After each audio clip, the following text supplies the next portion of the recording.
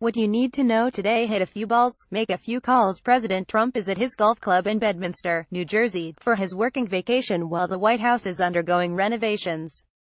Whose loyal Vice President Mike Pence issued an unusual statement, calling it disgraceful and offensive for the New York Times to report that he's keeping options open for a run for president in 2020.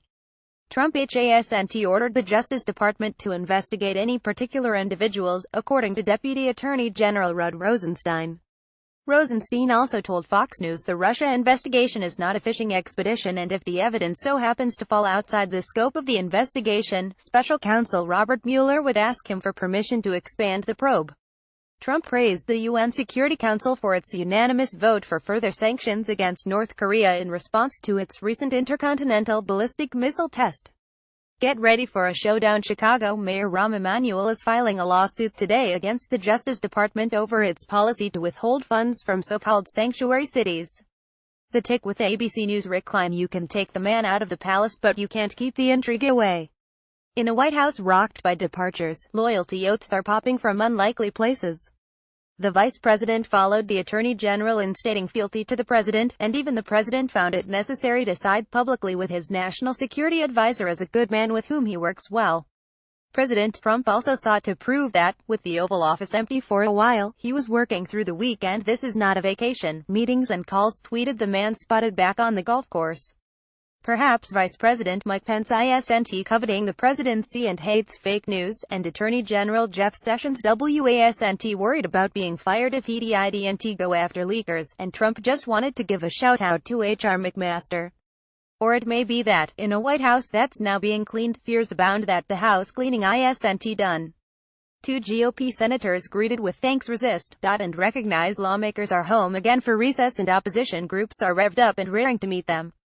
But there seems to be a new goal for activist groups this summer: saying thanks where thanks is due. Senators Susan Collins and Lisa Murkowski were greeted at airports in their home states with applause from constituents thanking them for their votes against Republican healthcare bill. Major groups from Planned Parenthood to the AARP spent money in the last week on ads praising the two female senators. The Women's March and other groups on the left wrote social media posts thanking and urging their followers to call Collins and Murkowski's offices and personally convey their gratitude, ABC News' Mary Alice Parks reports. Quote of the day: it is absolutely true. The vice president is getting ready for 2020 for re-election as vice president. Kellyanne Conway on This Week. Need to read with ABC News.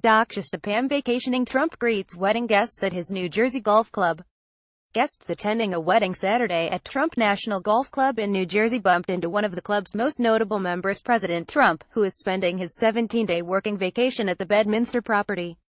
The president's selfies in the wedding come at odds with his tweet on Saturday, stressing that his vacation was not a vacation and filled with meetings and calls.